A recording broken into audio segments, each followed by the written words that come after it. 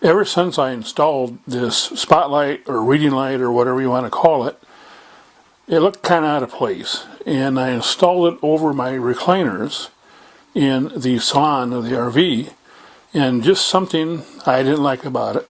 So we decided to improve it. And you can go to my website where actually I detailed on how I built it if you're interested in it. So we're going to change the base to a base that matches the rest of the lighting in the ceiling. Unfortunately, that's going to require getting rid of the halo, but that was kind of silly anyway.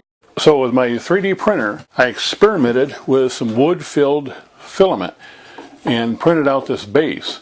And it's really lightweight, fairly strong actually, and it's 20% wood and 80% plastic.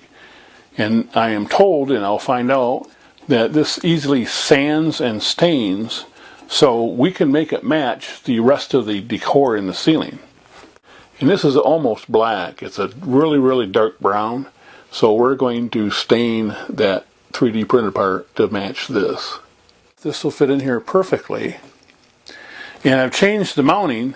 And if you remember in the original article, I had some glass mounts here that were like a 1/2 inch in diameter. And I'm just going to use regular screws. So to facilitate mounting, I just printed out these little washers that just fit over the hole here, and then I can put a screw in. So I made 4 of them. Now if you're building this from scratch, I will put a second version of this template. This is a front panel express piece of metal that I had made, and I'll start out with smaller holes so you don't have to print these if you don't want to go this route. And now I've stained the base. And it does take stain, but it doesn't take stain quite like wood. It takes about a day between coats, so you can't finish it as fast. You got to be a little careful when you're sanding. You can't use any power sanding equipment because it'll melt the plastic. Now, the good thing is, I didn't have to use any varnish because I got a pretty good sheen just from the stain. The stain is from Varathane, and it's called Kona, K-O-N-A.